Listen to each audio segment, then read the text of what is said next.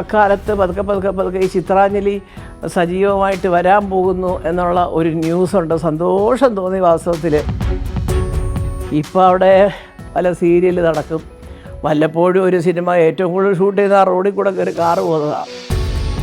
സീരിയലായാലും സിനിമയായാലും അവിടെ പോകുമ്പോൾ ഒരുമാതിരി കാട് പിടിച്ച് ചില റോഡൊക്കെ കണ്ടു കഴിഞ്ഞാൽ അങ്ങോട്ട് ആ റോഡിൽ കൂടെ നടക്കുന്ന സീനൊക്കെ നമുക്ക് പേടിയാകും, വല്ല പാമ്പ് വരുമോ. നമ്മൾ കണ്ടിട്ടുണ്ടോ, റോഡ് തൂക്കാനുള്ള ആൾക്കാരുണ്ട്, ആശുപത്രി വൃത്തിയാക്കാൻ ആൾക്കാരുണ്ട്. എത്ര പേര് അയ്യോ ഇത് ഹോസ്പിറ്റലാണ്, ഇവിടെ പലരും വരും, ഇത് വൃത്തിയാക്കിയിടാം. നമ്മൾ പറഞ്ഞു കൊടുക്കാത്തൊരു കാര്യം അറിഞ്ഞ് ചെയ്യുന്ന എത്ര ജോലി വീട്ടിൽ കിട്ടുന്നില്ല, പിന്നെ റോഡിലും അടുക്കളയിലും.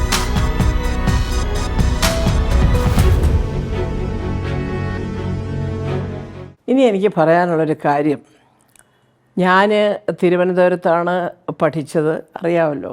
ഹരിപ്പാടാണ് എൻ്റെ സ്വദേശം, ആലപ്പുഴ. ഓണാട്ടുകരക്കാരാണ് ഞങ്ങളൊക്കെ. ഇവിടെ വന്നു, ആദ്യം മോഡൽ സ്കൂളിൽ പഠിച്ചു, 4ാം ക്ലാസ് വരെ, നഴ്സറിയും ഒക്കെ. അത് കഴിഞ്ഞ് തിരുവനന്തപുരം കോട്ടൺ ഹിൽ സ്കൂളിൽ പഠിച്ചു. അന്ന് 12 10ാം ക്ലാസ് വരെയേ ഉള്ളൂ. അത് കഴിഞ്ഞ് പ്രീ ഡിഗ്രിയാണ്. അപ്പോൾ വിമൻസ് കോളേജ് കിട്ടി, അവിടെ പഠിച്ചു. അന്നൊക്കെ ഞാൻ കണ്ടിരിക്കുന്നത് മിക്ക സിനിമകളും തിരുവനന്തപുരം ഭാഗത്ത് ഷൂട്ടിംഗ് ഉണ്ടായിരുന്നു, കുറേ അധികം ചിത്രങ്ങളുടെ. അങ്ങനെയാണ് സത്യം പറഞ്ഞാൽ ഞാൻ ആർട്സ് ക്ലബ് സെക്രട്ടറി ആയിട്ട് വിമൻസ് കോളേജിലെ ഇലക്ഷനിൽ നിന്ന് ഭയങ്കര വിജയമൊക്കെ കൈവരിച്ചപ്പോൾ നസീർ സാറിനെയും ശാരദ ചേച്ചിയും കൂടെ ഒന്നിച്ച് ആർട്സ് ക്ലബ് ഇനോഗ്രേഷൻ കൊണ്ടുവരാൻ സാധിച്ചത് തന്നെ സത്യം പറഞ്ഞാൽ ഇവിടെ ഷൂട്ടിങ്ങുകളൊക്കെ നടന്നുണ്ട്. അന്ന് ഭദ്രച്ചിറ്റ എന്ന് പറയുന്നൊരു പടം, ഞാൻ അതും പറഞ്ഞിട്ടുള്ള കാര്യമാണ്. ചേച്ചിയുടെ ഇവിടെ നടക്കുന്നു, അങ്ങനെ ഞാൻ കൊണ്ടുപോയി. അതൊക്കെ പോട്ടെ, ഞാൻ ആദ്യം സൂചിപ്പിച്ചൊരു പാട്ടുണ്ട്, ചാലക്കമ്പോളത്തിൽ, അല്ലേ? ചാലക്കമ്പോളം എവിടെയാണ്? തിരുവനന്തപുരത്താണ്. അപ്പോൾ ആ പാട്ട് എവിടെ ഷൂട്ട് ചെയ്താലും ശരി, ചാലക്കമ്പോളത്തിൽ വെച്ച് നിന്നെ കണ്ടപ്പോൾ എന്ന് പറയുമ്പോൾ ഒരുപാട് പേർക്ക് അത് വളരെ ആസ്വാദ്യകരമായിട്ട് തോന്നി. അയ്യോ ചാലക്കമ്പോളോ എന്ന് പറഞ്ഞിട്ട്. അപ്പോൾ അന്നത് തമ്പിച്ചേട്ടൻ എഴുതിയത് തന്നെ, കാരണം അത് ഇവിടുത്തെ ഒരു വലിയ ഫേമസ് മാർക്കറ്റാണ് ചാല മാർക്കറ്റ്. അതൊന്ന്. പിന്നെ എനിക്ക് മികച്ച 2ാമത്തെ നടിക്കുള്ള ഏറ്റവും വലിയ അവാർഡ്, അതായത് കേരള സംസ്ഥാന ഗവൺമെൻറ്റിൻ്റെ അവാർഡ് കിട്ടിയ ചിത്രം സ്വപ്നാടനം. KG ജോർജ് സാറ് സംവിധാനം ചെയ്ത പടം, മോഹൻദാസ് എൻ്റെ കൂടെ നായകനായിട്ട് അഭിനയിച്ചൊരു പടം. എൻ്റെ കൂടെ അല്ല, റാണി ചന്ദ്രൻ ഉണ്ടെങ്കിലും അതൊരു പ്രധാനപ്പെട്ട ക്യാരക്ടറാണ് എൻ്റെ, റോസ്മേരി എന്നോ അങ്ങനെ എന്തോ ആയിരുന്നു. അപ്പോൾ ആ പടം ഷൂട്ട് ചെയ്തത് തിരുവനന്തപുരത്ത്. അപ്പോൾ ഇങ്ങനെ തിരുവനന്തപുരം എന്ന് പറഞ്ഞാൽ അന്ന് എനിക്ക് കൂടുതൽ സിനിമകൾ ഇവിടെ ഷൂട്ടിംഗ് നടക്കുന്നു, സിനിമാക്കാരുമായിട്ട് ഒരുപാട് ബന്ധം, പലരും ഇവിടെ തന്നെയാണ്, അങ്ങനെ ഇങ്ങനെ എന്നൊക്കെ പറഞ്ഞ് ഇങ്ങനെ നടക്കുന്നു. അക്കാലത്ത് പതുക്കെ പതുക്കെ പതുക്കെ ഈ ചിത്രാഞ്ജലി സജീവമായിട്ട് വരാൻ പോകുന്നു എന്നുള്ള ഒരു ന്യൂസുണ്ട്. സന്തോഷം തോന്നി വാസ്തവത്തിൽ. ദൈവമേ, നമ്മുടെ തലസ്ഥാനത്ത് ഇങ്ങനെ ഇപ്പോൾ നമ്മൾ പോയി കണ്ടിരിക്കുന്നത് എന്താ പറയുക, അന്നൊക്കെ ഞങ്ങൾ മദ്രാസിലാണ്. വിജയ ഗാർഡൻസ് എന്ന് പറഞ്ഞാൽ ഗാർഡൻ മാത്രമാണ്, പാട്ടുകളെല്ലാം അവിടെ. വിജയവാഹിനി സ്റ്റുഡിയോക്കാരുടെ സ്ഥലമാണ്. സകല സോങ് സീക്വൻസും നസീർ സാർ അടക്കമുള്ളവർ എടുക്കുന്നത് അതിനകത്താണ്. വിജയ ഗാർഡൻസ് ഉണ്ട്. പിന്നെ അത് കഴിഞ്ഞപ്പോൾ നമ്മുടെ എന്താ പറയുക, അംബികയും രാധയും കൂടെ AR ഗാർഡൻ അത് തുടങ്ങി. അങ്ങനെ ഒരുപാട് സ്ഥലങ്ങളുണ്ട് ഈ ഷൂട്ടിംഗ് എന്ന് പറയും മദ്രാസിൽ. ഫ്ലോറോ, വിജയവാഹിനി സ്റ്റുഡിയോയിലൊക്കെ 10 ഫ്ലോറോ 11 ഫ്ലോറോ വന്ന് കെട്ടിയിട്ടിട്ടുണ്ട്. അപ്പോൾ ഇവിടെ ഇങ്ങനെയൊക്കെ നടക്കുമ്പോൾ നമ്മുടെയൊക്കെ വിചാരം ചിത്രാഞ്ജലി വരാൻ പോകുന്ന പറഞ്ഞു, അയ്യോ എൻ്റെ ഈശ്വര, നന്നായി കണ്ടോ, അവിടെ എല്ലാം തമിഴും തെലുങ്കും ഒക്കെ ഉണ്ട്, നമ്മുടെ മലയാള പടം ഷൂട്ട് ചെയ്യാൻ നമുക്കൊരു സ്ഥാപനം കിട്ടിയല്ലോ എന്ന് ഒത്തിരി സന്തോഷിച്ചു. ആരാണ്ടോ പറഞ്ഞാൽ കണ്ണ് കിട്ടിയതുപോലെ എല്ലാം തുടങ്ങി. കരുണാകരൻ സാറിൻ്റെ ഒരു സ്വപ്ന സാക്ഷാത്കാരം പോലെ അതിൻ്റെ ഉദ്ഘാടനമൊക്കെ നടന്നു. അദ്ദേഹം തന്നെ പിന്നീട് സുഹോട്ടൻ ചെയർമാനായിട്ടെന്നോ പറഞ്ഞു, എനിക്ക് സുമാര ഇന്നതുപോലെയൊക്കെ ഒരു ആഗ്രഹമുണ്ട്, പെർമനൻ്റായിട്ട് കുറച്ച് സെറ്റൊക്കെ വേണം, നിങ്ങൾക്ക് വല്ല പോലീസ് സ്റ്റേഷനോ റെയിൽവേ സ്റ്റേഷനോ അതോ ഇതൊക്കെ, അതായത് രാമോജി റാവുവിൽ ഇന്ന് ഹൈദരാബാദിൽ കാണുന്നത് പോലെയുള്ള ചെറിയ ചെറിയ സംഭവങ്ങൾ, അത്രയും വിശാലം അല്ലെങ്കിൽ പോലും അങ്ങനെയൊക്കെ ഉണ്ടാക്കിയിട്ട് നല്ലതാണ് സാർ, അത് ചെയ്യാമെന്ന് പറഞ്ഞ് അതിവിദഗ്ധനായിട്ടുള്ളൊരു ഭരണശേഷിയുള്ള ജയകുമാർ സാറ്, ആദ്യം വേറൊരാളായിരുന്നു MD, അത് കഴിഞ്ഞ് സാറ് വരുന്നു. എല്ലാ പദ്ധതിയൊക്കെ എഴുതി റിപ്പോർട്ട് ചെയ്ത് കരുണാകരൻ സാറിൻ്റെ തന്നെ കൊണ്ട് കൊടുക്കാൻ വേണ്ടി. അന്ന് രാജീവ് ഗാന്ധിയുടെ പേരിലായിരുന്നു ഒരു മെമ്മോറിയൽ, ഒരു ഫിലിം ഇൻസ്റ്റിറ്റ്യൂട്ട്. അതിവിടെ ഇരിപ്പുണ്ടേ എൻ്റെ കയ്യിൽ കോപ്പി. അപ്പോൾ അതിനകത്തൊന്നും രാഷ്ട്രീയം വെച്ചിട്ടൊന്നുമല്ല. അന്ന് അദ്ദേഹം യുവാക്കളുടെ ഒരു വലിയ ധീരനായ ഒരു നേതാവായിരുന്നു. അദ്ദേഹത്തിൻ്റെ മരണം പോലും നമ്മൾ അതായത് ഈ രാജീവ് ഗാന്ധി എങ്ങനെ മരിച്ചു എന്നുള്ളതിനെ പറ്റി പറയുമ്പോൾ രാജീവ് ഗാന്ധിയുടെ പൊളിറ്റിക്സ് അല്ല നമുക്ക് ഓർമ്മ വരുന്നത്, അദ്ദേഹത്തിനോട് എന്തുമാത്രം ശത്രുതയുണ്ടായിരുന്നു എന്നുള്ളതിനെക്കുറിച്ചാണ് നമ്മൾ പലപ്പോഴും വിശകലനം ചെയ്യുന്നത്. അതവിടെ നിൽക്കട്ടെ, അത് രാഷ്ട്രീയമോ എന്തോ ആവട്ടെ. അങ്ങനെ പല സൗകര്യങ്ങളും തിരുവനന്തപുരത്ത് വരാൻ പോകുന്നത് കേട്ടപ്പോൾ ഒരുപാട് സന്തോഷിച്ചൊരു കൂട്ടരുണ്ട്. അതിനെ തുടർന്ന് ഇന്നത്തെ പ്രമുഖ നടന്മാരടക്കം പലരും ഇവിടെ വസ്തു വാങ്ങിക്കുന്നു, കെട്ടിടം വാങ്ങിക്കുന്നു, ബൈപ്പാസിൽ സ്ഥലമുണ്ടോ എന്ന് അന്വേഷിക്കുന്നു, അതന്വേഷിക്കുന്നു, ഇതന്വേഷിക്കുന്നു എന്ന് വേണ്ട, പലരും പല രീതിയിൽ ഇവിടെ ആക്കാം കുറച്ചൊരു ഇൻവെസ്റ്റ്മെൻറ്റ്. അതായത് പൈസ നമ്മൾ ഇറക്കി എന്തെങ്കിലും ഒരു സംഭവം തുടങ്ങുകയോ ചെയ്യുകയൊക്കെ പ്ലാൻ ഉണ്ടെങ്കിൽ തിരുവനന്തപുരം ആകാം, കാരണം തിരുവനന്തപുരം ഇപ്പം അങ്ങ് എന്നൊക്കെ പറഞ്ഞു. പക്ഷേ കാലം പോകും തോറും പിന്നെ പിന്നെ പിന്നെ പിന്നെ നമ്മൾ കണ്ടുവന്നത് ഇതെല്ലാം എറണാകുളത്തേക്ക് മാറുന്നതാണ്. അപ്പോൾ അതിനോട് ഭയങ്കര സംസാരം എങ്ങനെയാണെന്ന് വെച്ചാൽ, എറണാകുളം ലോബി, സിനിമാ ലോബി അടിച്ചു മാറ്റിക്കൊണ്ട് പോയി എന്നും പറയും. എറണാകുളം ലോബി എങ്ങനെയാണ് ഈ സ്ഥലം അടിച്ചു മാറ്റിക്കൊണ്ട് പോകുന്നത്? തെറ്റ്. സൗകര്യങ്ങൾ കുറേ കൂടെ എറണാകുളത്തായി. അതായത് ഷൂട്ട് ചെയ്യാനുള്ള വീടുകൾ വാടകയ്ക്ക് ഇഷ്ടം പോലെയുണ്ട്, പലർക്കും അത് സമ്മതമാണ്. പിന്നെ ഇതുപോലെയുള്ള അടുത്തടുത്തടുത്ത് തന്നെ എന്തെല്ലാം സ്ഥലങ്ങളുണ്ട് ഷൂട്ട് ചെയ്യാനായിട്ടല്ലേ. ഇപ്പോൾ കാക്കനാട് ഏരിയയിലൊക്കെ ഇഷ്ടംപോലെ വീടുണ്ട് ഷൂട്ട് ചെയ്യാനായിട്ട്. ഇങ്ങോട്ട് പോയാലും അങ്ങോട്ട് പോയാലും ഒക്കെ ഹാളുകളും മണ്ഡപങ്ങളും വീടുകളും തോട്ടങ്ങളും കടപ്പുറവും അതും ഇതും എല്ലാം എറണാകുളത്ത് നിന്ന് ഒരു 10-25 കിലോമീറ്റർ ചുറ്റളവിലുണ്ട്. എല്ലാവർക്കും താമസിക്കാൻ നല്ല സൗകര്യമുണ്ട്. അപ്പോൾ എനിക്ക് വാസ്തവത്തിൽ സങ്കടമാണ്. എന്തുകൊണ്ടാണ് ഇതൊരു വലിയ ഇൻവെസ്റ്റ്മെൻ്റ് ആക്കി എടുക്കുക? സത്യം പറയട്ടോ, ഞാൻ ആരുമല്ല, എങ്കിലും ഒരു നല്ല രീതിയിൽ ഈ ചിത്രാഞ്ജലി കിടക്കുന്ന ഇത്രയും ഏക്കർ സ്ഥലം ഒന്ന് ഡെവലപ്പ് ചെയ്ത്, എൻ്റെ ഒരു ആഗ്രഹം പറയുക, സാംസ്കാരിക വകുപ്പ് മന്ത്രി കൂടി കേൾക്കണം, ഡെവലപ്പ് ചെയ്ത് അതിനകത്തൊരു എൻട്രി ടിക്കറ്റ് വയ്ക്കുക. അവിടുത്തെ പോലെ അവിടെ ഇപ്പോൾ എന്നെക്കാട്ടിൽ കൂടുതൽ പ്രാവശ്യം പോയിട്ടുള്ളവരോടാണ് ഞാൻ ഈ പറയുന്നത്. അത് പോവുക, അതിനകത്തേക്ക് പോകുന്ന ബസ്സിൽ ഒരാൾക്ക് ഇത്ര രൂപ എന്ന് ചാർജ് ചെയ്യുക. എന്താ ഒരു ദിവസത്തെ വരുമാനം അവിടെ! എൻ്റെ ദൈവമേ, പുറത്തുനിന്ന് ആൾക്കാരിങ്ങനെ ക്യൂ നിൽക്കുകയാണ് അടുത്ത ട്രിപ്പ് കയറി സ്റ്റുഡിയോയ്ക്കകത്ത് കാണാൻ പറ്റും. ബസ്സിലിരുത്തി കൊണ്ടുപോകും എല്ലായിടത്തും. അതിനകത്ത് എയർപോർട്ടുണ്ട്, പോലീസ് സ്റ്റേഷനുണ്ട്, ലണ്ടൻ സ്ട്രീറ്റുണ്ട്, മറ്റേതുണ്ട്, മറിച്ചുണ്ട്. അത്രയൊന്നും ഇല്ലെങ്കിലും നമുക്കൊരു ബേസിക് റിക്വയർമെൻറ്റ്സ് ഉണ്ടല്ലോ. ഒരു സിനിമയാകുമ്പം ഒരു പോലീസ് സ്റ്റേഷനോ ഒരു ക്ലാസ് മുറിയോ അല്ലെങ്കിൽ ഒരു സ്കൂളിൻ്റെ ഫ്രണ്ട് ഭാഗമോ നല്ലൊരു ഗാർഡൻ, ഇതൊക്കെ വേണം, സ്വാഭാവികമായിട്ടും വേണം. അപ്പോൾ അതുകൊണ്ട് അങ്ങനെയൊക്കെ ഒന്ന് ഉണ്ടാക്കിയിട്ടിട്ട് ഇതിലൊരു എൻട്രി ഫീ ഒക്കെ വെച്ച്, ചെറിയ ടിക്കറ്റ്, അത്രയൊന്നും വേണ്ട.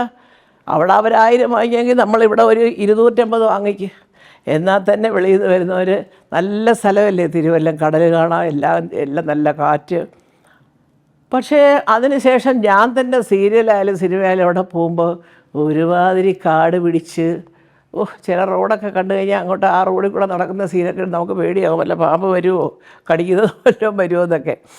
അത് വാസ്തവത്തിൽ ഈ തിരുവനന്തപുരത്ത് നന്നാക്കി എടുക്കാവുന്ന, എനിക്ക് തോന്നുന്നത് ഇത് പറയുമ്പോൾ ഇത് ശരിയാണ് എന്ന് തോന്നുന്ന ഭരണാധികാരികളുണ്ടെങ്കിൽ നിങ്ങളുടെയൊക്കെ സഹകരണവും മനസ്സും അതിലൊന്നുണ്ടായാൽ കൊള്ളാം. കാരണം അതൊന്ന് വൃത്തിയാക്കി എടുക്കുക. എന്താണ് സാർ അവിടെ പോയിരിക്കുന്ന ഭരണാധികാരികൾക്കെല്ലാം മടി? കാശില്ലാത്തതാണോ? അപ്പോൾ അവരത് പറയട്ടെ. ഇതിങ്ങനെയൊക്കെ എടുക്കാനായിട്ട് ഇത്ര രൂപയുടെ ഒരു ഫണ്ട് വേണം, അത് മുടക്കാൻ ഇപ്പോൾ സർക്കാർ തയ്യാറല്ല. ഓക്കെ, വല്ല പ്രൈവറ്റ് പാർട്ടിക്ക് ലീസിന് കൊടുക്കണം. നമുക്കതിനുള്ള കാശൊന്നുമില്ല. എത്രയോ പേര് തമിഴ്നാട്ടിൽ നിന്നും ആന്ധ്രയിൽ നിന്നൊക്കെ വന്ന് പണ്ട് ചോദിച്ചാന്ന് ഞാൻ കേട്ടിരിക്കുന്ന കഥകൾ. ഇതേ രാമോജി റാവുകാർ തന്നെ ഇത് കിട്ടുമോ എന്ന് അന്വേഷിച്ചിരുന്നു എന്നൊരു കഥ ഞാൻ കേട്ടിട്ടുണ്ട്. സത്യമാണോ എന്ന് എനിക്കതറിയില്ല. എന്നാലും ഞാൻ പറയുന്നത് അങ്ങനെയുള്ള സ്ഥലങ്ങളൊക്കെ ഈ പത്മനാഭപുരം പാലസൊക്കെ അടുത്ത് കിടക്കുകയാണെന്ന് ആലോചിച്ച് നോക്കണം. ശംഖുമുഖം, കടപ്പുറം എല്ലാം നമുക്കെല്ലാം ഉണ്ട്. നല്ല ഒന്നാന്തരം കായലിൽ കൂടെ ബോട്ട് പോകുന്നതും അതും ഇതും എല്ലാം വെള്ളായണി സൈഡിൽ പോയാൽ അതങ്ങനെ എല്ലാം ഉണ്ടായിട്ടും നമുക്ക് ചില കാര്യങ്ങൾ നന്നായിട്ട് വികസിപ്പിച്ചെടുത്ത് ഒരു വരുമാന മാർഗം കൂടിയാക്കി മാറ്റാവുന്ന ചില സ്രോതസ്സുകളുണ്ട്. അതിലൊന്നാണ് ഈ ചിത്രാഞ്ജലി സ്റ്റുഡിയോ. ഇപ്പോൾ അവിടെ പല സീരിയൽ നടക്കും, വല്ലപ്പോഴും ഒരു സിനിമ ഏറ്റവും കൂടുതൽ ഷൂട്ട് ചെയ്ത ആ റോഡിൽ കൂടെ കയറി കാറ് പോകുന്നതാണ്. അല്ലാതെ അവിടെ ഷൂട്ട് ചെയ്യാൻ നല്ല ഒരു പറ്റിയ സ്ഥലങ്ങളൊന്നുമില്ല. പണ്ടൊക്കെ ആ ഒരു എന്താ പറയുക, ആ എഡിറ്റിംഗ് സെക്ഷനിലൊക്കെ എന്തെങ്കിലും ആ പോർട്ടിക്കോയിലോ താഴോട്ടിറങ്ങി പോകുമ്പോൾ, ഇപ്പോൾ അതും ഇല്ല. എനിക്കറിയത്തില്ല, കാരണം ഞാൻ ഏറ്റവും ഒടുക്കം പോയത് നമ്മുടെ ഇന്ദ്രൻസിൻ്റെ കൂടെ ഒരു പടം അഭിനയിക്കാൻ പോയി, ഈ നമ്മുടെ ജഡ്ജിയായിട്ട് എന്തെങ്കിലും ആട്ടെ. അതിന് പോകുമ്പോഴാണ് അപ്പോൾ എനിക്ക് തോന്നി, ശരാ എങ്ങനെ കിടക്കേണ്ട സ്ഥലമായിരുന്നു എന്ന് തോന്നി. എന്തായാലും അത് ഒരു പ്രധാനപ്പെട്ട ഒരപേക്ഷയാണ് ഇപ്രാവശ്യം ഞാൻ ഈ എപ്പിസോഡിൽ പറയുന്നത്. നിവൃത്തി ഉണ്ടെങ്കിൽ എന്തെങ്കിലുമൊക്കെ ചെയ്യാൻ പറ്റിയാൽ സാർ, ഇത് നമ്മുടെ സാംസ്കാരിക രംഗത്ത് എന്തെല്ലാം ചെയ്യുന്നു സർക്കാർ. പെൻഷൻ കൊടുക്കുന്നു, ക്ഷേമനിധി കൊടുക്കുന്നു. ഞങ്ങളോട് ക്ഷേമം വേണമെന്നും പെൻഷൻ വേണമെന്നും ആരും ചോദിച്ചിട്ടില്ല. എനിക്ക് സങ്കടമില്ല. പക്ഷേ എങ്കിലും അങ്ങനെ അതിൽ പോലും എന്തെങ്കിലും തരത്തിലുള്ള മറ്റിടപെടലുകൾ ഉണ്ടെന്ന് ഞാൻ പറയുന്നില്ല, തീർച്ചയായിട്ടും പറയില്ല. ഉണ്ടെങ്കിൽ അതൊക്കെ മാറ്റി നിർത്തി ഇതുപോലുള്ള സംഭവങ്ങൾ ഒരു നല്ല രീതിയിൽ കൊണ്ടുവരാൻ ഈ ഭരണ തലപ്പത്തിരുന്ന ഈ സാംസ്കാരിക രംഗത്തുള്ളവരെ എല്ലാവരെയും കൂടെ ഒന്ന് ഉൾപ്പെടുത്തി ഇതൊന്ന് മാറ്റിയെടുക്കാമെങ്കിൽ ഇതിൽ നിന്ന് കിട്ടുന്ന വരുമാനം തന്നെ കുറച്ച് പേർക്ക് പെൻഷൻ കൊടുത്തൂടെ? അപ്പോൾ അതൊന്ന് അങ്ങനെ ചിന്തിക്കാനും തീരുമാനിക്കാനും പക്കാ രാഷ്ട്രീയം മാറ്റി നിർത്തി നല്ല രീതിയിൽ ചിന്തിച്ചാൽ നടക്കും. പക്ഷേ അവിടെയും പാർട്ടി, എന്താ പറയുക, ജാതി, അത് ഇത് മറ്റത് മറിച്ചത് വേണ്ടാത്തെല്ലാം കൊണ്ടുവന്ന് കയറ്റി കഴിഞ്ഞാൽ പ്രശ്നമാവും. ഇപ്പോൾ ഇവിടെ ഞാൻ കാണുന്ന അതാണ്. ഒരു മന്ത്രിയാവണമെങ്കിൽ ഹിന്ദു ആണെങ്കിൽ ഇങ്ങനെ പറയണം, ഇന്നാര് പറയണം, ക്രിസ്ത്യാനിയാണെങ്കിൽ സഭ പറയണം, മുസ്ലിം ആണെങ്കിൽ അവിടെ ഇന്നടത്ത് മലപ്പുറത്തുനിന്ന് പറയണം. ഇങ്ങനെയൊക്കെ ആയാൽ എങ്ങനെയാണ്? ഭരിക്കാനറിയാവുന്നവർ ഭരിക്കട്ടെ, നല്ല കാര്യങ്ങൾ ചെയ്യാനുള്ള ബുദ്ധിയുള്ളവർ, അത് ഇംപ്ലിമെൻ്റ് ചെയ്യാനുള്ള ഒരു ത്രാണിയുള്ളവർ, മാനസികമായിട്ട് പവറുള്ളവരെ ഒരിക്കലും ഈ ഭരണാധികാരികൾ അടിച്ച് താഴ്ത്തി ഇടരുത്. ദൈവത്തെ വിചാരിച്ച് അങ്ങനെയാണ് ഈ നാടില്ലാതെയായി പോകുന്നത്. അതൊക്കെ നമ്മുടെ CM-ന് അറിയാം. അദ്ദേഹം അങ്ങനെ തന്നെ ആയിരുന്നു. ഇപ്പോൾ എനിക്കാണോ അല്ലയോ എന്ന് എനിക്കറിയില്ല. ഞാൻ പറയുന്നതാണ്, പാർട്ടി വേണം. പാർട്ടി ഇല്ലാതൊന്നും ഒരാൾക്കും ഒരണിക്കും വളരാൻ പറ്റില്ല. പക്ഷേ പാർട്ടി മാത്രം മതിയെന്ന് ചിന്തിക്കരുത്. നല്ല കാര്യങ്ങളൊരു നാട്ടിൽ വരുമ്പോൾ അത് ഏത് തലത്തിലായാലും പൂർണ്ണ സഹകരണത്തോടെ, ഭരണപക്ഷമായാലും പ്രതിപക്ഷമായാലും നിങ്ങളുടെയൊക്കെ അംഗങ്ങളെ പിടിച്ചിട്ടോ, അതിനകത്ത് ആര് പറഞ്ഞു വേണ്ടെന്ന്, അതൊക്കെ എടുത്തിട്ട് നല്ല രീതിയിൽ കൊണ്ടുപോകാൻ നോക്കുക. അതിൻ്റെ ഒരു ആദ്യപടിയായിട്ട് ചിത്രാഞ്ജലി ഒന്ന് നവീകരിക്കുക. അത് ചെയ്താൽ ഞാൻ ഈ പറഞ്ഞതുപോലെ ചെയ്യുകയാണെങ്കിൽ വെറുതെ അല്ല, നമ്മുടെയൊക്കെ കാലം കഴിയുമ്പോഴെങ്കിലും ആരെങ്കിലുമൊക്കെ ഓർക്കും, അന്ന് ആ അമ്മച്ചി ഇങ്ങനെ പറഞ്ഞായിരുന്നു. സത്യം പറയാണ്, ഒരു 100-200 രൂപ ഒരു എൻട്രി ടിക്കറ്റ് വയ്ക്കുകയാണെങ്കിൽ ഈ വരുന്നവരെല്ലാം ടിക്കറ്റ് എടുത്താൽ ഇവിടെയാണമ്മ സിനിമ ഷൂട്ടിങ്ങുകൾ നടക്കുന്നത് എന്ന് പറയുകയാണെങ്കിൽ ഉറപ്പായിട്ട് കയറി കണ്ടിരിക്കും. സെറ്റും കണ്ട് ഷൂട്ടിങ്ങും കണ്ട് ആ കടൽ തീരത്ത് ഒരു ചെറിയ പാർക്ക് പോലെയൊക്കെ ഉണ്ടാക്കി ഒരു കോഫി ഷോപ്പോ എന്നൊക്കെ പറയുമ്പോൾ ഒരുപാട് ഇങ്ങനെ ചില്ലറ കോഫി ഷോപ്പുകളൊക്കെ ഉണ്ട്. അങ്ങനെയൊക്കെ ചെയ്യണം. അങ്ങനെയൊക്കെ ചെയ്ത് കഴിയുമ്പോൾ അത് മറ്റുള്ളിടത്ത് പോകുമ്പോൾ നിങ്ങൾക്ക് അറിയാമല്ലോ, എല്ലാവരും അവിടെയൊക്കെ പോയിട്ടുള്ളവരും അറിയുകയും ചെയ്യാം.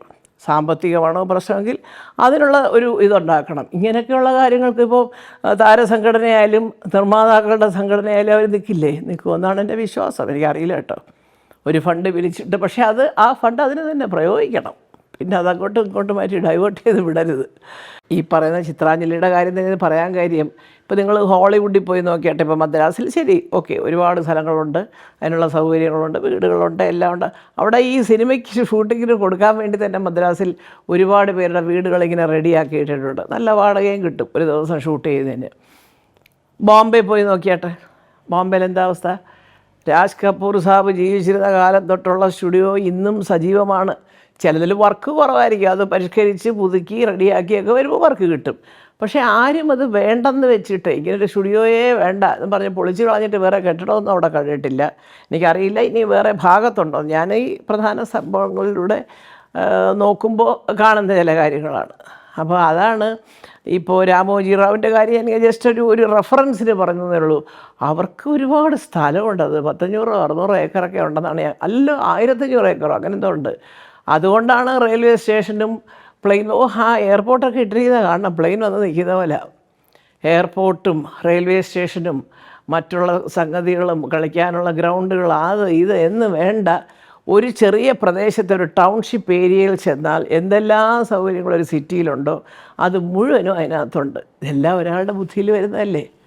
അപ്പോൾ ഇത്രയും ഉണ്ടാക്കിയിട്ട ഒരാൾ ഒരു ബസ് സർവീസിൽ അത് മുഴുവൻ കൊണ്ടുനടന്ന് കാണിക്കാൻ ഒരാളുടെ 1000 രൂപ ചാർജ് ചെയ്യുന്ന ഒരു നഷ്ടവും ഇല്ല. കാരണം ഇത്രയും ആൾക്കാരെ ജോലിക്ക് നിർത്തിയിരിക്കുകയാണ്. അവിടെ ഏതാണ്ട് ഒരു 500-600 പേര് സ്റ്റാഫുണ്ട്. അവരുടെ ശമ്പളം ഇത്രയും 1500 ഏക്കർ വൃത്തിയാക്കിയിടുന്ന ഒരു ചുമതല, ഇതെല്ലാം അതിൻ്റെ കൂടെ വരുന്ന കാര്യങ്ങളാണ്. അങ്ങനൊരു മെനക്കെടാൻ ചിലപ്പോൾ പക്ഷേ അതുകൊണ്ടായിരിക്കാം കേരളത്തിൽ ഇതെല്ലാം പുറകോട്ട് നിൽക്കുന്നത്. ഇവിടെ ഈ ഡയലോഗ് അടിയല്ലേ ഉള്ളൂ കൂടുതൽ. നമ്മൾ കണ്ടിട്ടുണ്ടോ, റോഡ് തൂക്കാനുള്ള ആൾക്കാരുണ്ട്, ആശുപത്രി വൃത്തിയാക്കാൻ ആൾക്കാരുണ്ട്. എത്ര പേര് അയ്യോ ഇത് ഹോസ്പിറ്റലാണ്, ഇവിടെ പലരും വരും, ഇത് വൃത്തിയാക്കിയിടാം എന്ന് പറഞ്ഞ് നമ്മൾ പറഞ്ഞു കൊടുക്കാത്തൊരു കാര്യം അറിഞ്ഞ് ചെയ്യുന്ന എത്ര ജോലി വീട്ടിൽ കിട്ടുന്നില്ല. പിന്നെ റോഡിലും അടുക്കളയിലും ഒരു കാര്യം പറഞ്ഞു കൊടുത്തില്ലെങ്കിൽ തീർന്നു. ഇപ്പോൾ കേരളത്തിൽ കണ്ടുവരുന്നൊരു പ്രധാന പ്രവണത നല്ല ശമ്പളം. ജോലി കുറവ്.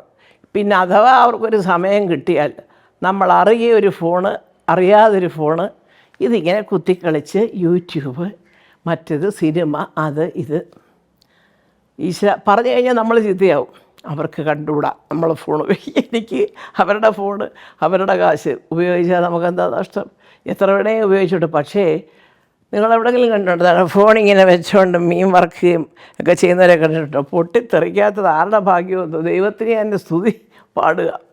അതൊക്കെയാണ് ഇപ്പോഴത്തെ ഫാഷൻ. ചെവിയിൽ ഫോണും വെച്ചുകൊണ്ടാണ് കറി ഉണ്ടാക്കുന്നത്. എൻ്റെ പൊന്നേ, ഗ്യാസിൻ്റെ മൂട്ടിലൊക്കെ നിന്നിട്ട് ഒരു 100 പ്രാവശ്യം പറഞ്ഞാലും അതിൻ്റെ ഗൗരവം അവർക്ക് മനസ്സിലാവുന്നില്ല.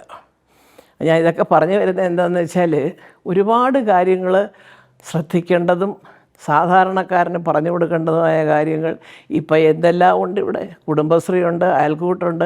ഇതൊക്കെ ഇങ്ങനെ ഈ മറ്റേ അങ്ങോട്ടും ഇങ്ങോട്ടും കഥ പറയാനും ലോൺ കൊടുക്കാനും മാത്രമായിട്ട് അത് പതിച്ചു പോകരുത്. അവർക്കുമൊക്കെ സമൂഹത്തിനുള്ള പങ്കുണ്ട്. ചിലതുണ്ട് കേട്ടോ, ചില ഗ്രൂപ്പുകൾ നന്നായിട്ട് പ്രവർത്തിക്കുന്നവരുണ്ട്, ഇല്ലെന്ന് ഞാൻ പറയുന്നില്ല. ഒരു 1-2 കൂട്ടരെ എനിക്കറിയാം. അവരൊക്കെ നല്ല നല്ല രീതിയിൽ പ്രവർത്തിക്കുന്നവരാണ്. കിച്ചൺ നടത്തിയും പലഹാരങ്ങളുണ്ടാക്കി വിറ്റും അതും ഇതുമൊക്കെ. ചിലതൊക്കെ അല്ലാത്തതും ഉണ്ട്. ഉള്ള കാര്യം തുറന്നു പറയണമല്ലോ. അപ്പോൾ ഏതായാലും അതാരായിരുന്നാലും ശരി, നിങ്ങളെല്ലാവരും ഞാനീ പറയുന്ന പോലെ കേരളത്തിനകത്ത് എന്തെല്ലാം നല്ല അവിടെ ഇപ്പോഴും ഞാൻ വീണ്ടും വീണ്ടും പറഞ്ഞതാണ്, അവിടെ കമ്മ്യൂണിസ്റ്റ് ഗവൺമെൻറ് കൊണ്ടുവന്നാൽ കോൺഗ്രസ്സിന് ദേഷ്യം, കോൺഗ്രസ് കൊണ്ടുവന്നാൽ കമ്മ്യൂണിസ്റ്റുകാർക്ക് ദേഷ്യം, BJP കൊണ്ടുവന്നാൽ ഇവർക്ക് 2 പേർക്കും ദേഷ്യം എന്നൊക്കെ പറയുന്നു. അതെന്തിനാണെന്ന് എനിക്ക് ഇപ്പോഴും മനസ്സിലായിട്ടില്ല. ഒരു ജാതിമത ഭേദത്തിന് അതീതമായിട്ട്, കക്ഷിരാഷ്ട്രീയ ഭേദങ്ങൾക്ക് അതീതമായിട്ട് ഒരു നല്ല കാര്യം കേരളത്തിൽ വരുമ്പോൾ അത് ആര് ചെയ്താലും നല്ലതാണെങ്കിൽ നല്ലതെന്ന് പറയണ്ടേ? അതിനുള്ളൊരു മനസ്സിൽ വരണ്ടേ അല്ലേ? ഇപ്പോൾ നമ്മൾ കണ്ടില്ലേ, സോമൻ സാറിനെയൊക്കെ നമ്മൾ ആകാശത്തോട്ട് ബഹിരാകാശം നമുക്ക് കീഴടക്കി നമ്മൾ നിൽക്കുകയാണ്. നമ്മൾ എത്ര പേര് ബഹുമാനിക്കുന്നു? ആരെങ്കിലും ചോദിക്കുന്നുണ്ടോ VSSC ജോലി ചെയ്തതിൽ എത്ര ഹിന്ദുക്കളുണ്ട്, എത്ര ക്രിസ്ത്യാനിയുണ്ട്, എത്ര മുസ്ലിം ഉണ്ടെന്ന് ചോദിക്കാറുണ്ടോ? മണ്ടന്മാരല്ലേ അത് ചോദിക്കുള്ളൂ. അവിടെ ജോലി ചെയ്യുന്നവരെല്ലാം ഈ ഏറ്റവും ഒരു പരമോന്നതമായ ലക്ഷ്യം കാണാൻ വേണ്ടിയിട്ട് അഹോരാത്രം പണിയെടുക്കുന്നവരാണ്. ജാതിയില്ല, മതവുമില്ല, ഒന്നുമില്ല. ആ ഒരു ചിന്തയിൽ എന്താ എല്ലായിടത്തും കണ്ടാൽ, സെക്രട്ടേറിയറ്റ് മുതൽ LP സ്കൂൾ മുതൽ അങ്ങനെയാണ് അവിടെ തുടങ്ങാം. അവിടെ മുതൽ പണിയെടുക്കുമ്പോൾ അത് ചെയ്യണം. സ്കൂളുകൾ ഈ അടുത്ത കാലത്ത് ഒരു കുഞ്ഞ് സ്കൂളിൽ കണ്ടൊരു കിണറ്റിൽ വീഴു. ചോദിച്ചപ്പോൾ പറഞ്ഞത് നെറ്റ് സ്ട്രോങ് അല്ലായിരുന്നു, പൊട്ടിയത്. എന്താ കഥ? ഈ ഹെഡ് മാസ്റ്റർ കാശ് വാങ്ങിക്കുന്നവരല്ലേ ശമ്പളം? അത് പൊട്ടിയാൽ ആ സെക്കൻഡ് മാറ്റണം. ഇപ്പോൾ ശരിക്കും അവരോട് ചോദിച്ചാൽ അവർ പറഞ്ഞു, എൻ്റെ പൊന്നെ ചേച്ചി, അല്ലെ പൊന്നു വേണം, നമ്മളിതൊക്കെ പറഞ്ഞു, വരണ്ടേ കാശ് തരണ്ടേ? എന്താവാനാണ് എൻ്റെ പൊന്നനിയ? ഒരു 500 1000 വാങ്ങിച്ചൊരു നെറ്റ് തൽക്കാലം അതിൻ്റെ പുറത്തുകൂടെങ്കിലും കിട്ടിയിട്. എന്നിട്ട് പിന്നെ വരുമ്പോൾ ഈ നെറ്റ് അയച്ച് നിങ്ങൾ വീട്ടിൽ കൊണ്ടുവയ്ക്കുമോ? അങ്ങനെയൊക്കെ ഇടയ്ക്ക് കുഞ്ഞുങ്ങൾക്ക് വേണ്ടി ഒരു ഉപകാരം ചെയ്യാൻ 1000 രൂപ കളഞ്ഞെന്ന് വിചാരിച്ചൊന്നുമില്ല. അല്ലെങ്കിൽ അങ്ങനെയുള്ള കൊച്ചു കാര്യങ്ങൾ, ഞാൻ വലിയ കോടീശ്വരിയൊന്നുമല്ല, ചെറിയ കാര്യങ്ങളൊക്കെ എന്നോട് ചോദിച്ചാൽ ഞാൻ സഹായിക്കാം. എന്നല്ലാതെ അങ്ങനെ ചെയ്തിട്ടുണ്ട്, ചെയ്യുന്നുമുണ്ട്, ഇല്ലെന്നൊന്നും ഞാൻ പറയുന്നില്ല. ഉറപ്പായിട്ട് ചെയ്യും. അത് എന്നെ അറിയാവുന്നവരോട് നിങ്ങളത് അന്വേഷിച്ച് നോക്കൂ. ഭയങ്കര കോടിയും ലക്ഷമൊന്നും കളയാൻ എൻ്റെ കയ്യിലില്ല. ചെറിയ ചെറിയ തുകകളൊക്കെ കൊടുത്തിട്ട് ചെറിയ ചെറിയ കാര്യങ്ങൾ ഞാൻ താമസിക്കുന്നതിൻ്റെ ചുറ്റുവട്ടത്ത് ചെയ്യാൻ പറ്റിയതുണ്ടെങ്കിൽ ചെയ്യും. അത് ചെയ്യണം. ആ കുഞ്ഞൊക്കെ വീണതിൻ്റെ ഒന്ന് ആലോചിച്ച് നോക്ക്. എന്താണ് ഇതൊക്കെ? ഒരു സ്കൂളിൽ നടക്കുന്ന സംഭവമല്ലേ? എനിക്ക് തോന്നുന്നില്ല ഇതൊക്കെ വിദ്യാഭ്യാസ മന്ത്രിയുടെ. കാരണം അദ്ദേഹം ഇപ്പം ഇത്രയും കാലം നമ്മൾ കണ്ടു, എന്തെല്ലാം കേട്ടു. പറഞ്ഞത് തെറ്റിപ്പോയി, അങ്ങനെ പോയി, ഇങ്ങനെ പോയി. പക്ഷേ വലിയ പരാതിയൊന്നും ഇല്ലാതെ പോകുന്ന ഒരു വകുപ്പാണ് വിദ്യാഭ്യാസ വകുപ്പ്. എനിക്ക് അതിനോട് ബഹുമാനമുണ്ട്. പറഞ്ഞ കാര്യങ്ങളൊക്കെ അങ്ങനെ പോകുന്നുണ്ട്. വലിയ കുഴപ്പങ്ങളൊന്നും അവിടുന്ന് കേൾക്കുന്നില്ല. അപ്പോൾ ഏതായാലും അങ്ങനെയുള്ള ആൾക്കാരുടെ സാറേ ഇങ്ങനെ ഒരു കുഞ്ഞ് വീണതൊരു വലിയ സംഭവമായിപ്പോയി, പെട്ടെന്നത് ചെയ്യണം, നാട്ടുകാരതിന് പ്രതികരിക്കും എന്ന് പറയാനുള്ള ചങ്കൂറ്റം വേണം. അപ്പോൾ നാളെ എൻ്റെ പ്രൊമോഷനെ ബാധിക്കൂ അത് എന്ന് പറഞ്ഞാൽ എന്നൊന്നും വിചാരിക്കല്ലേ. അങ്ങനെയല്ല ജീവിതം എന്ന് പറഞ്ഞത്. നിങ്ങൾ അങ്ങനെ ചെയ്യുമ്പോൾ നിങ്ങളുടെ അടുത്ത തലമുറയ്ക്കാണ് അതിൻ്റെ ഒരു ഈശ്വരാധീനം കിട്ടുന്നത്. ഏതായാലും എല്ലാം കൊണ്ടും എല്ലാവർക്കും എല്ലാ സൗഖ്യവും, എന്താ പറയുക, ആയുരാരോഗ്യ സൗഖ്യങ്ങളും ഈശ്വരാനുഗ്രഹമൊക്കെ ഉണ്ടാവട്ടെ. നല്ലത് ചെയ്യാൻ എപ്പോഴും കൈകോർത്ത് പിടിക്കുക. വേണ്ടാത്ത ചിന്തകളുമായിട്ട് ഇറങ്ങിത്തിരിക്കുന്ന ആൾക്കാരോട് കൈചേർത്ത് പിടിക്കാതിരിക്കുക. സത്യം പറയുക, ഞാൻ പറഞ്ഞല്ലോ നിങ്ങളോട്, 5.5 വർഷം പുറകെ നടക്കാത്ത കാര്യമാണ് ഈ സർക്കാരിൻ്റെ ആദ്യത്തെ ടേമിൽ എൻ്റെ വീട്ടിൻ്റെ ചുറ്റുവട്ടത്ത് നടന്നത്. കുറച്ചുകൂടെ ഉണ്ട്.